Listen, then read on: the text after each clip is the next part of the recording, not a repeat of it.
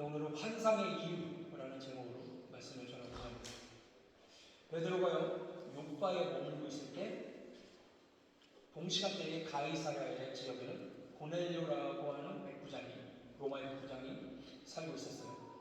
이 고넬료는요, 이방인 사람, 로마 사람이었지만 굉장히 신실한 사람이었습니다. 여호와 하나님을 경외하는 사람이었고요, 기도를 열심히 하고요, 구제도 하는 사람이었어요. 그래서 이방인임에도 불구하고 유대인들한테 칭찬받는 사람이었습니다. 어느 날 고넬료가 기도할 때 천사가 와서 말을 전했죠. 욥바에 가서 베드로를 찾아라. 그리고 데려와라. 그래서 그 말씀대로 실행을 합니다. 자, 사람들을 보냈어요. 그 사람들이 이제 욥바에 도착할 때쯤 베드로에게도 환상이 열리고요. 곧 주님과 베드로가 대화를 하게 되죠. 하늘에서 바구니 같은 게 내려옵니다. 거기에는 이제 부정한 것들, 결코 먹을 수 없습니다라고 얘기하는 베드로. 하지만 하나님이 깨끗하게 하신 것을 속되다라고 생각하지 말아라. 잡아 먹어라 라고 말씀하시는 이 하나님의 음성. 먹어라. 못 먹겠습니다. 먹어라. 안 됩니다. 3번 반복이 됐습니다. 그리고 나서 바구니가 올라가고, 야, 베드로가 도대체 이게 뭐냐? 이러고 있을 때 마침 고넬료가 보낸 사람들이 베드로가 있는 집에 찾아오죠.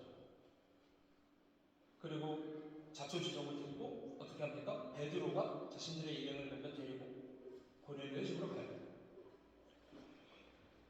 곧 고넬료의 집에 도착을 했죠. 그 고넬료가요, 자신의 집에 도착한 베드로를 어떻게 합니까? 극진히 모시네요. 그럼 베드로는요, 이때 깨달았을 거예요. 하나님께서 환상으로 보여주신 게 이거구나. 율법엔 이방인과 함께하지 말라고, 어울리지 말라고 했지만 생각해보면 예수님은 손가락질을 받으면서도 소외받은 자, 이방인, 병든 자, 귀신 들린 자, 세리, 이런 사람들과 함께했고, 하나님이 보여주신 환상들, 그리고 말씀들, 그리고 지금 나에게 펼쳐진 상황, 고넬료의 집에 들어갈 것이냐 말 것이냐, 이 선택의 기로인데, 하나님이 보여주신 것을 생각해보니까 고넬료 집에 들어가는 것을 주저하지 말아라, 거부하지 말아라, 들어가라 라는 뜻이구나 하고 느꼈을 겁니다. 이렇게 퍼즐이 맞아떨어졌겠죠. 고넬료는요, 자신의 집에 어떤 상황이었어요? 가족과 친지들과 친구들까지 불러놓은 상황이었어요. 베드로에게 가르침을 요청했고요, 베드로는 예수님의 복음을 전했습니다. 베드로가 고넬료의 집에서요, 예수 그리스도의 복음을 전하고 있을 때였어요.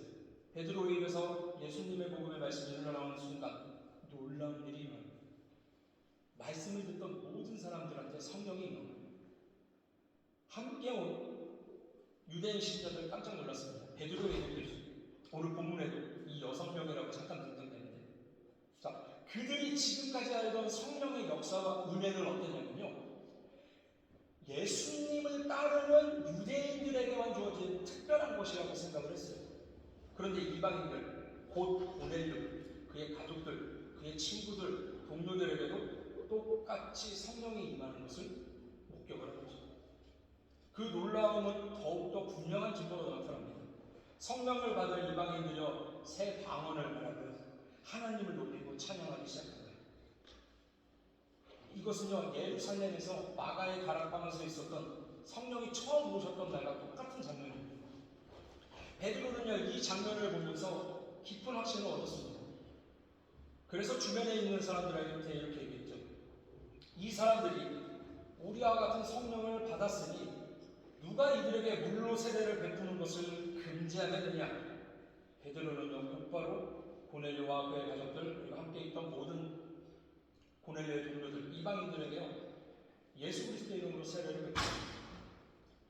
그리고 고넬료는요, 베드로 일행에게 좀 더 머물 것을 요청했고요, 더 많은 말씀을 배우고 규제를 나누겠죠. 이렇게 지난주에 나눴던 10장의 말씀이 끝이 나요. 그리고 오늘 본문인 11장이 시작이 된 거죠. 이렇게 뜨거운 성령 체험이 임하고 대가족에 이르는 이방인들이여 예수님을 믿고 세례를 받았음에도 불구하고 곱지 않은 시선을 갖고 있는 사람들이 있었어요. 그들은 누구였습니까? 예수님을 믿는 유대인들이었어요. 할례 받은 사람들. 과거에요, 예수님이 당하고 제자들도 당했던 일들을요, 똑같이 반복하고 있는 거죠. 마태복음 15장에 보면 예수님께서 수로보니대 여인과 이렇게 마주했던 적이 있어요. 이 여인은요, 예수님께 매달리면서 귀신 들린 딸을 고쳐주세요라고 매달렸습니다. 그런데 제자들은요, 이 여인을 내보내려고 했고요. 이렇게 유대인들은요, 이방인들과의 접촉을 꺼렸어요. 그런데 예수님은 그 믿음을 보시고 네 믿음이 크도다 하면서 딸을 고쳐줬단 말이에요. 그뿐만 아니라 이방 사람, 죄인들, 병자들, 귀신 들린 자들, 세리들과도 함께하며 그리고 함께하면 어땠어요? 어김없이 예수님을 반대하는 세력들은 손가락질을 해야 한다는 거죠. 누가복음 15장에서 세리와 죄인들이 말씀을 들으러 가까이 나오니까 바리새인과 서기관들이 수군거리며 얘기했어요. 야, 이 사람이 죄인을 영접하고 음식을 같이 함께한다. 한식하게 아닌가? 그런데 이런 똑같은 행태를 성령 받은 그리스도인들이 하고 있는 겁니다. 오늘 본문이 1절인데요. 다시 성경책 펼쳐놓으셨죠? 제가 읽을게요. 1절. 자, 펼쳐놓으세요. 유대인의 사도들과 형제들이 이방인들 중 하나님의 말씀을 받았다 함을 들었더니 예루살렘 교회가 놀라운 소식을 들은 거예요. 사마리아도 아니고 유대 땅도 아닌 가이사랴 지방에 살고 있는 이방인의 집에 하나님의 말씀이 전해졌고 성령이 오셨다. 그런데 이 기쁜 소식이 기쁨보다 무엇을 일으켰냐? 불편한 감정을 먼저 일으켰다는 거예요. 그러면 2절 3절 함께 읽을까요? 2절 3절 시작. 베드로가 예루살렘에 올라갔을 때에 할례자들이 비난하여 이르되 내가 뭐할 때 집에 들어가 함께 먹었다 하니 할례자들이 자 가이사랴에서 있었던 이 소식이요 예루살렘에도 전파가 됐어요. 그리고 베드로가요 예루살렘으로 돌아갔을 때 할례자들이 비난하면서 말합니다. 너가 무할례자의 집에 들어가 어울리고 먹었다. 할례자는 뭐예요? 할례자? 말 그대로 할례 받은 사람이에요. 그러면 할례 받은 사람들은 누구예요?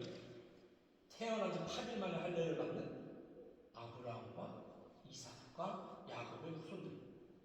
정통 유대인들이라는 거예요.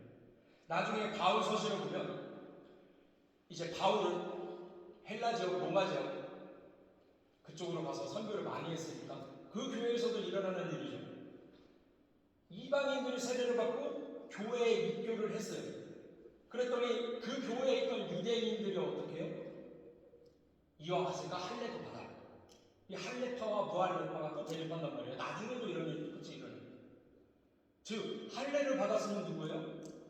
빼박 정통 유대인. 그런데 이 사람들이요 베드로를 비난하고 있습니다. 여기서 비난하다는 이 단어는요 단순히 이 질문이 아니라 강력한 강한 항의와 거부의 표현이었습니다. 왜 이들이 이렇게 강력하게 거부 반응을 일으켰습니까? 왜냐하면요 그들의 오랜 신앙 전통 곧 유대인의 정결 규례와 그 경계 의식이 무너졌다라고 느꼈기 때문입니다. 사람은요 누구나 익숙한 것에 안주하려는 성향이 있습니다. 변화에 대한 두려움이 있다는 거예요. 익숙한 틀에 있으면요 안정감을 느끼지만 그 틀을 벗어나는 순간 불안감과 두려움이 시작합니다. 예루살렘 교회도 마찬가지였어요. 그들에게 있어서 이방인은 어떤 존재였습니까? 모세 때부터 접촉하면 함께 지내면 안 되는 사람들. 그런 사람들이 이방인이었단 말이에요. 수백 년 동안 쌓여온 율법, 전통과 그 문화적인 형태 속에서 하나님의 새로운 역사를 이해하는 것은 쉽지 않은 일이었어요. 오늘날 교회도 비슷한 일들이 있을 수 있어요. 뭐 새로운 사역의 방식, 낯선 선교의 방법, 혹은 세대 간의 문화 차이, 뭐 종종 불안을 불러 일으키죠. 그러나 하나님은요, 우리의 그 익숙함 안에 머무시는 분이 아니라 우리 하나님은 새로운 길을 여시는 분이라는 거예요. 이사야서 43장 18절 이하의 말씀을 보면 이런 말씀이 있습니다. 너희는 이전 일을 기억하지 말며 옛날 일을 생각하지 말라. 보라, 내가 새 일을 행하리니 이제 나타낼 것이라. 너희가 그것을 알지 못하겠느냐? 반드시 내가 광야의 길을 사막에 강을 내리니. 하나님의 역사는요, 늘 새로운 일이죠. 우리의 생각의 틀을 뛰어넘어요. 그렇다면 우리가 붙잡아야 할 것은 무엇입니까? 변화 자체가 아니라 변화 속에서 인도하시는 하나님의 손길입니다. 예루살렘 교회가요, 처음에 베드로를 비난했습니다. 이 할례교들이.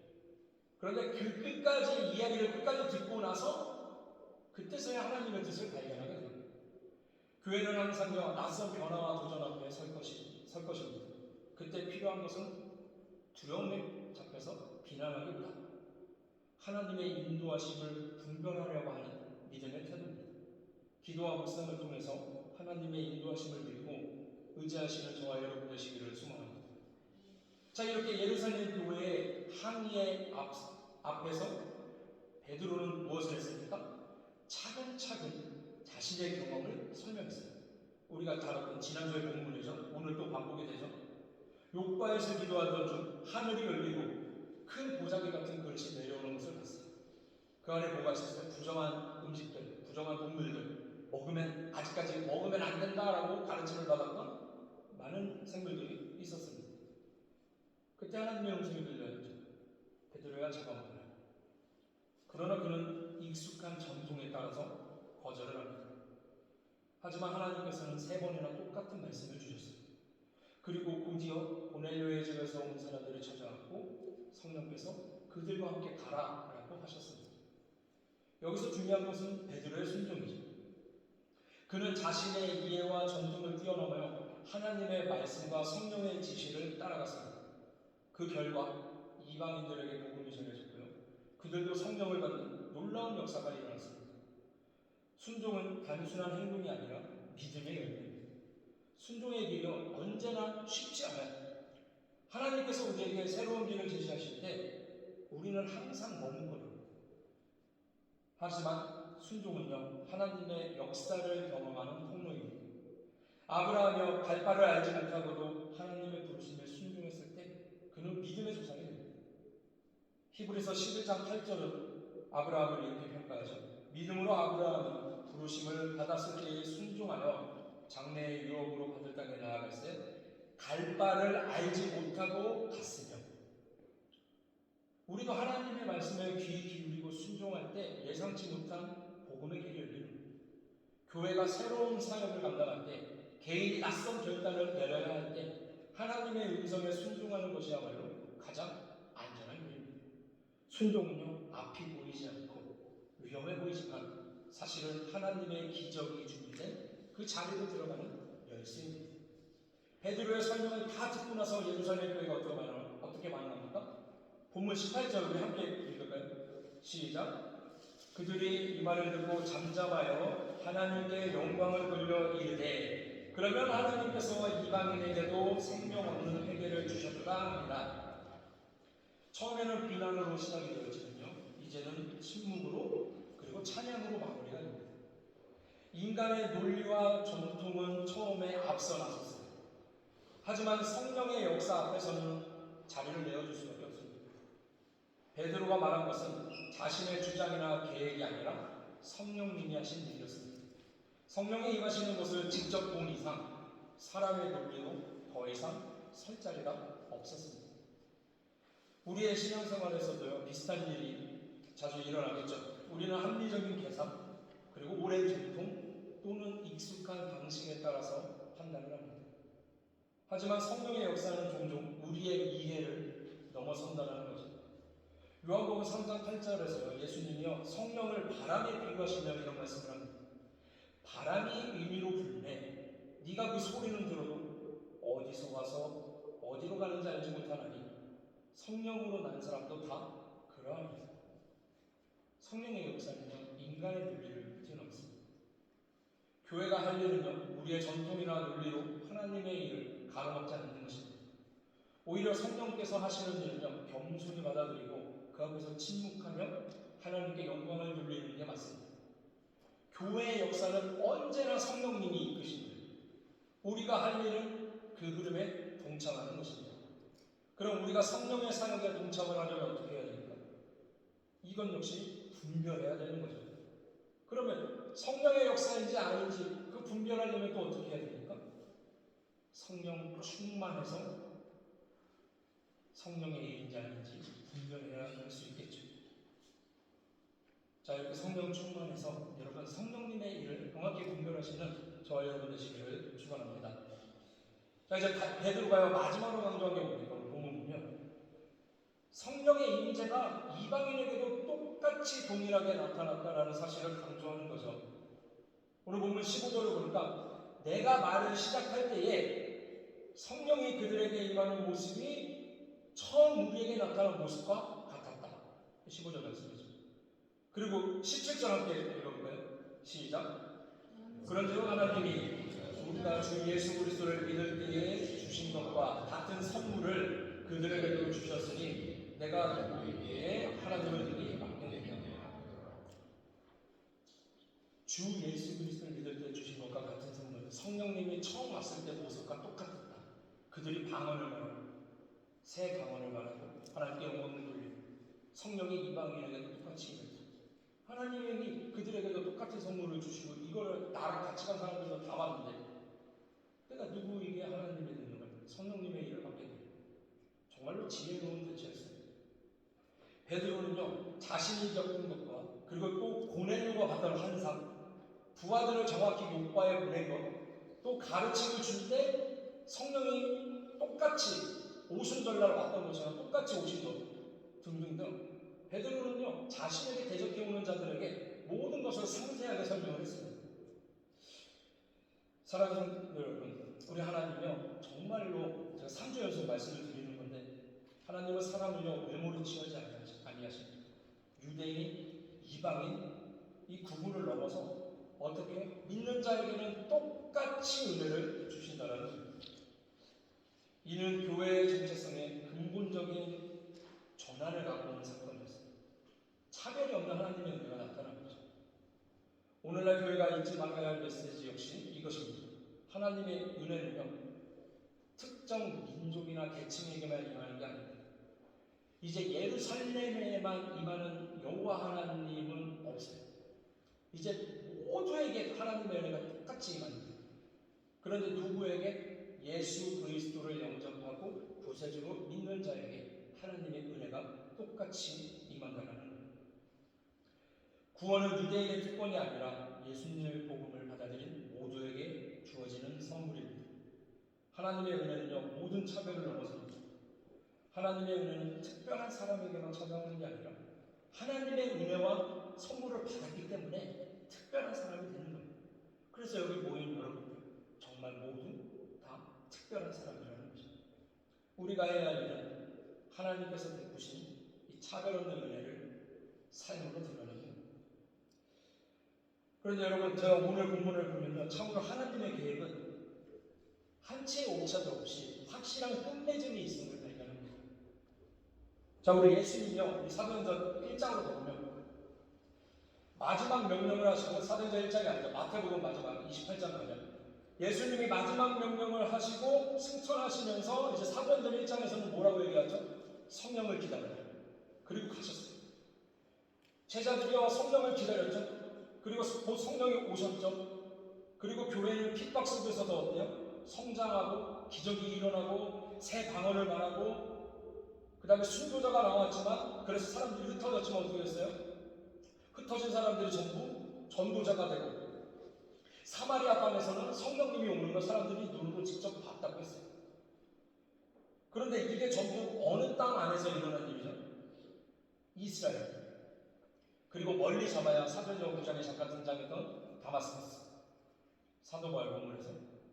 자, 그러면 지역은 여기에 국한되고 누구한테 다 일어났던 일이에요? 아직까지? 유대인들한테 일어났던 일이에요. 자, 그러면요 예수님의 지상명령을 한번 살펴보면 예루살렘과 온 유대와 사마리아와 어디까지? 땅끝까지 이르러 뭐가 되리라?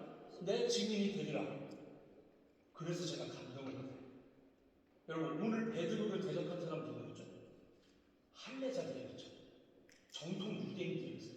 그런데 예루살렘 교회 안에 있었으니까 어때요? 정통 유대인이면서 예수님을 영접하고 그렇죠? 성령 체험도 받고 똑같이 고난과 핍박을 받고 있는 사람들이었어요. 그런데 베드로를 손가락질 했어요. 이유가 뭐예요? 이방인과 어울렸다. 이런 마인드가 이제 몸 안에 배어 있었죠. 자, 여러분 그러면 봐봐요. 이런 마인드를 갖고 있는 사람이요, 땅끝 갈까요? 신기하게도 이미 성령 체험한 사람들이거든요. 예루살렘 교회에 있는 사람들이. 그런데 이런 생각을 갖고 있었단 말이에요. 땅끝 갈까요? 땅끝에는 어떤 사람들이 살고 있는데요? 이스라엘 사람들만 있어요? 아니죠. 아예 다른 민족이 있다는 거예요. 그러면 이방인과 어울렸다고 비난이 나오는 사람이면 이 사람은 어때요? 복음을 전해도 유대인 틀을 못 벗어날 거예요. 이런 말, 베드로 이방인이랑 함께 했어? 이런 사람이 예수님 땅끝까지 가서 증인이 되려면 땅끝 갔더니 이방인밖에 없어. 이 사람이 뭘 할 수 있을까요? 아무것도 못한다는 거죠. 그러면 하나님께서 고넬료에게 보여주신 환상과 맞물려서 고넬료를 만난 사건, 고넬료를 비롯한 가족들, 친구들이 성령 받은 사건은 땅끝까지 가야 되는 정당성을 보여준 환상이라는 거예요. 이 사건이 없었으면요, 땅끝과 이방인에 대한 사역은 꿈도 못 꿨을 겁니다. 그래서 하나님이여 베드로에게 환상을 보여주시고요, 이 또한 하나님의 크신 계획 속에 있는 것을 우리가 발견하게 되는 거죠.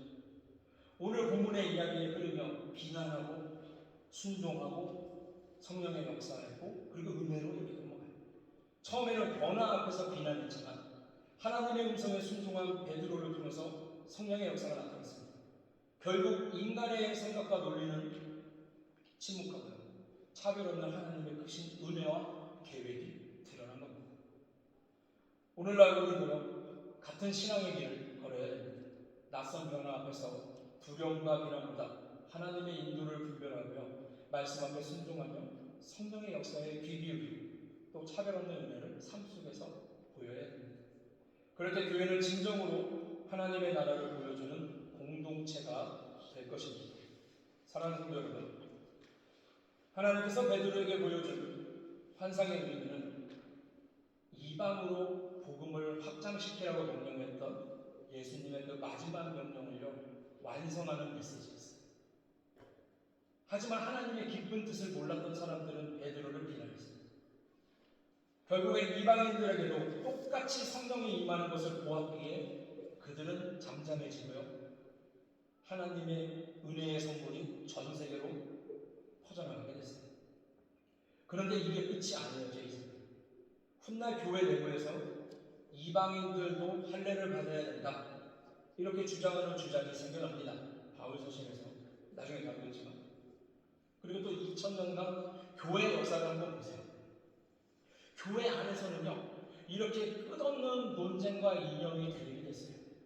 결국 이 대립은 어떤 결과를 이뤄내게 됩니까?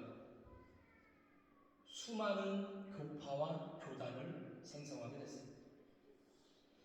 지금도 교회 안에서는 계속해서 크고 작은 이견들이 부딪히기도 합니다.